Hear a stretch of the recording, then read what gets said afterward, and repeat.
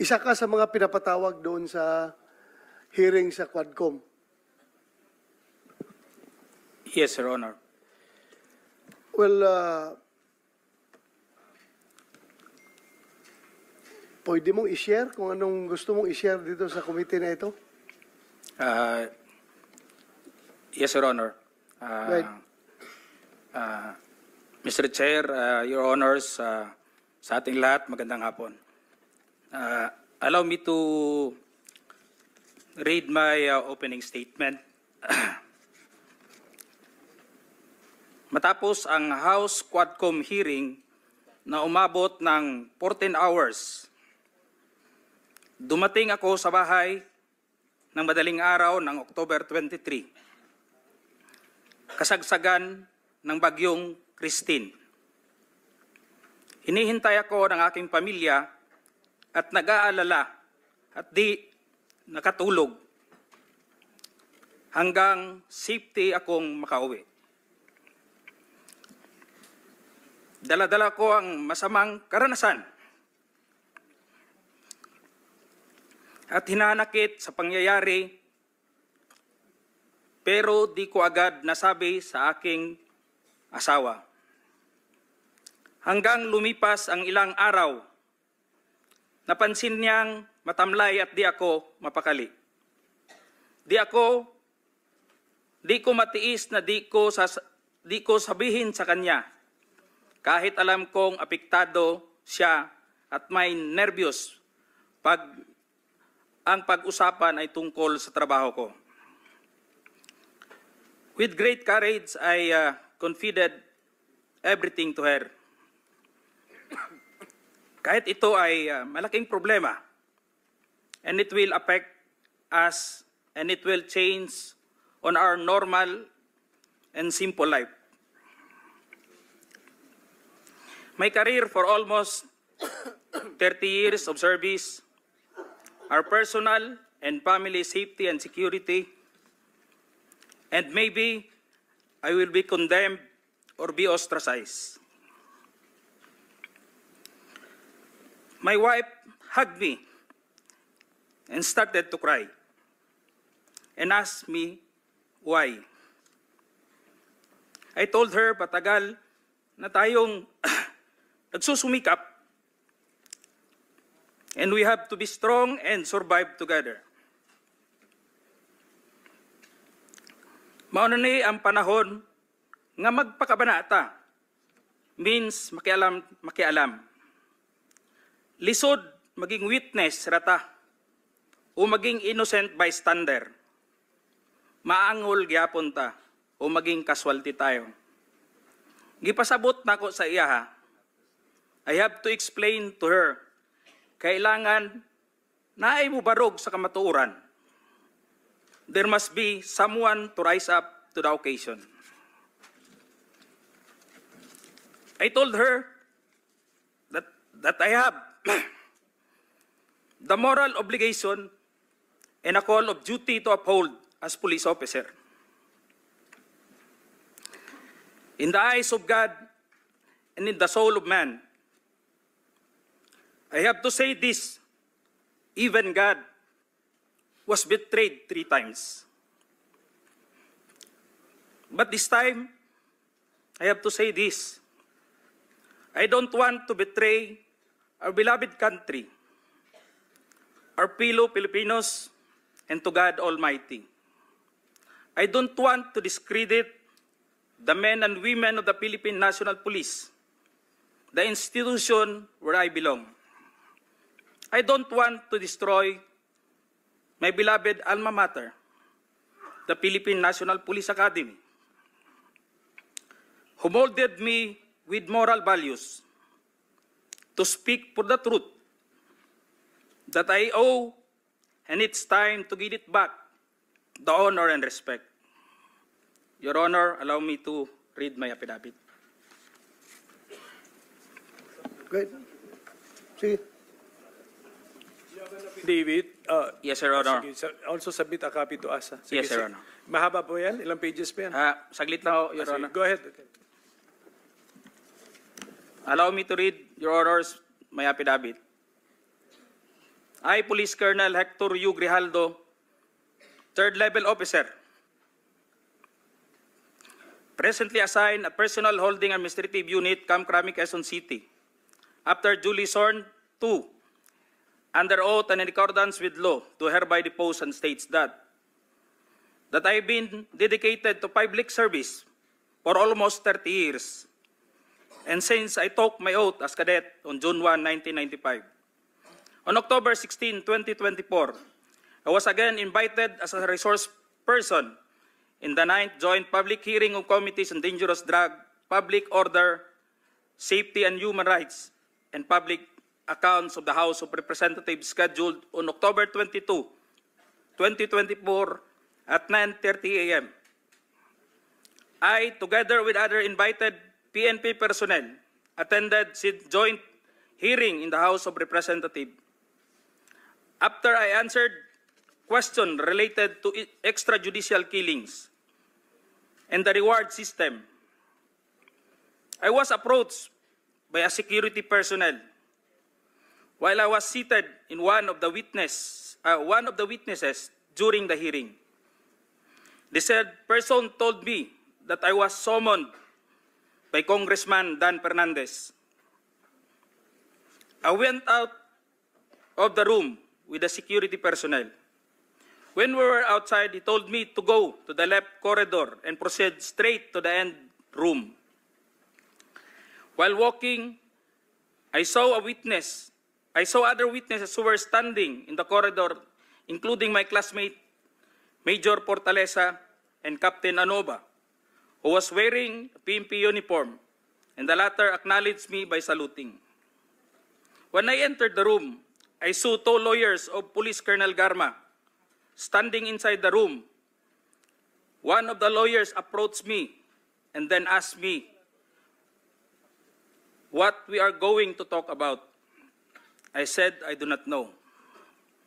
After a while, Kong Dan Fernandez entered the room and he asked me to sit beside him on his right side. And then Kong Abante entered the room, sat far end of the chair on the right. One of the lawyers of Police Karma stood near at my back.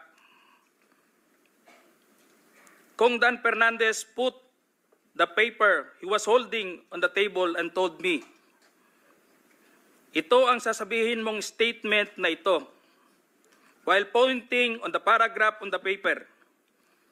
Ito ang supplemental affidavit ni Colonel Garma. Sabihin mo, alam mo ang reward system. I-confirm mo lang. Kong Dan told me to read the said affidavit. However, I asked the copy of affidavit he was showing to me to read it. He did not give it to me. The lawyer of Police Colonel Garma said, "Ikaw lang ang pwedeng magsabi niyan," sabi ni Colonel Garma. I was puzzled and I asked myself, why me? I respectfully told him that I cannot confirm. They are saying as I have not read the affidavit. We went silent for a while.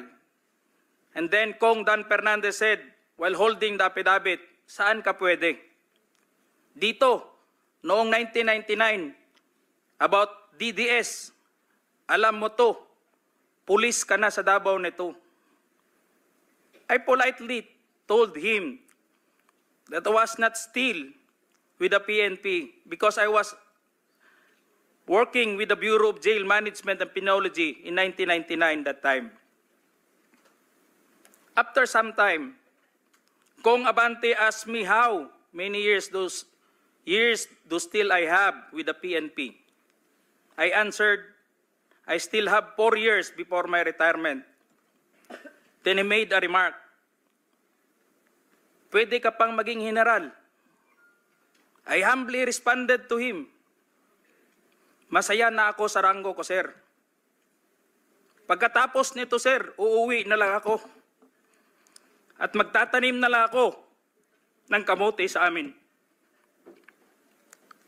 The cordial conversation between us continued. And I felt that they wanted me to convince me to do what they wanted me to do. Then Kong Abante asked me where I serve as a chief of police, to which I answered, Mandaluyong City Police Station, sir. Kong Abante then persuaded me by saying, ikaw naman, Colonel, ganito na lang, alangan namang walang insidente o pangyayari sa panahon na yon. I answered, and I served as a COP in Mandaluyong during the COVID-19 pandemic, and there were less crime committed. And we did not receive any reward from anyone. I added that we only received funds, additional MOA or support fund from the Peace and Order Fund of the LGU. I then respectfully told Kong Dan Fernandez that anybody can debunk my statement if I confirm the testimony of Colonel Garma about the DDS in 1999, since I was not a member of PNP at the time. And I have no personal knowledge as to the reward system. Additionally, I said, the work of the policeman are noble and requires great sacrifice, even without the reward or award. It is our moral obligation and a call of duty to serve our country and people. Then Kong Dan asked me, si Colonel Garma, anong masabi mo sa kanya sa Barayuga? I politely told him I cannot comment on the case. When I respectfully answered him, Sir, mahirap yan. Kasama kami sa nag-iimbestiga at hindi ko alam kung anong kinalaman niya at may investigasyon din sa amin, baka ma-incriminate ako, sir. After the discussion, they did not give me a copy of the second affidavit of Police Colonel Garma. I felt that I disappointed them. Kong Dan Fernandez and Kong Abante left the room, while I and the two lawyers of Police Colonel Garma stayed in the room for a while. I presume that they are about to present the second affidavit of Police Colonel Garma. I asked the two lawyers of Police Colonel Garma why they have chosen me. They did not answer me and just stared at me. And that I went back to the hearing room. When I went back to the hearing room, I immediately called the attention of Police Colonel Lito Patay, who were sitting behind the witness table. We proceeded at the back of the lobby area when they suspended the hearing. I confided and discussed to him what happened in the room with Kong Dan Fernandez and Kong Abante and the two lawyers of Police Colonel Garma. That's all, Mr. Chair. Thank you, Colonel Grijaldo. What motivated you to speak before this committee?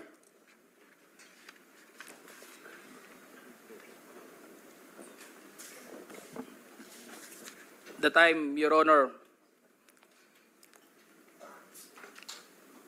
I was insulted and it is very offensive. And I think it is inappropriate for anyone to act like that. Meaning, you feel that you are being coached to make that statement? Yes, Your Honor. I feel I've been corrupted to make that statement, Your Honor. Bakit? Just because that time,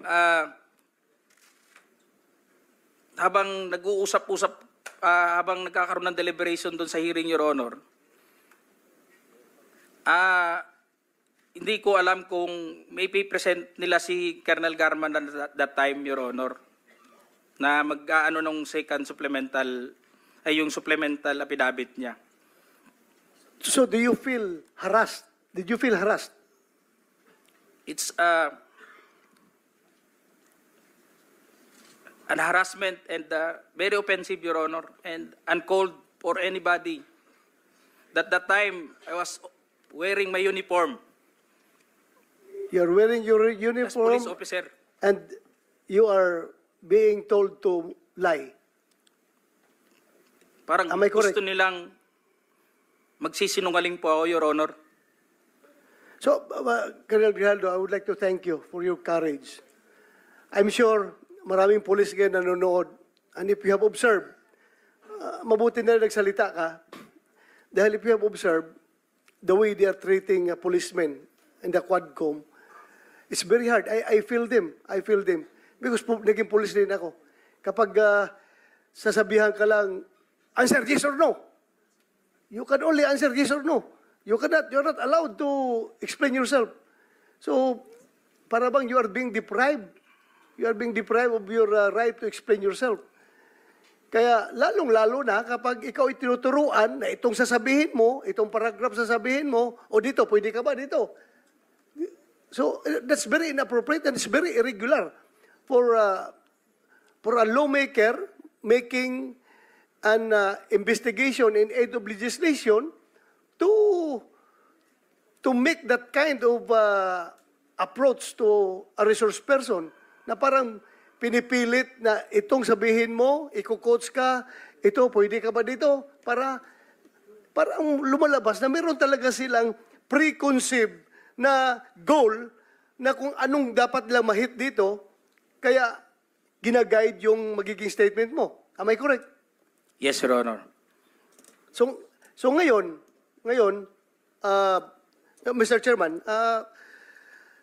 kung nakikinig yun ang Philippine National Police, lalong-lalo na yung liderato ng Philippine National Police, I don't know what's his reaction with the statement of Grijaldo, because Colonel Grijaldo is just, I congratulate him for being so courageous enough to speak up for the truth in behalf of all the policemen na parang winawalang hiya sa mga tao na dapat hindi magwalang hiya sa inyo.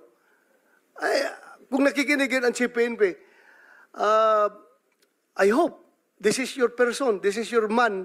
Dapat dipinsahan ninyo ito. Huwag ninyo itong ilagay sa litsunan. Huwag nyo ilitson itong tao na ito. Because he's standing for the PNP. Na dapat hindi ganun ang treatment ng mga resource person pagdating sa investigation. Kasi parang ang baba ng tingin sa inyo, ng nag-iimbestiga sa inyo. Yun lang ang nakikita ko, masyadong mababa.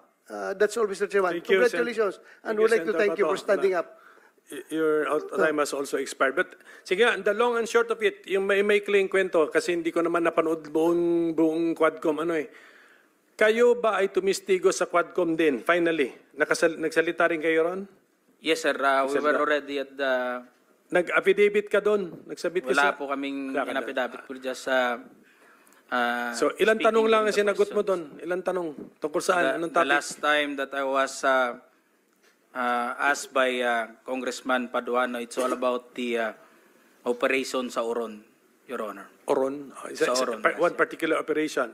Yeah. Sa first appearance mo? Second appearance mo? Anong Your topic? Honor, the first appearance on September 27, it's all about about EGK that time, Your Honor. Sige, basta wala kang affidavit, so No, makikita Your na Honor.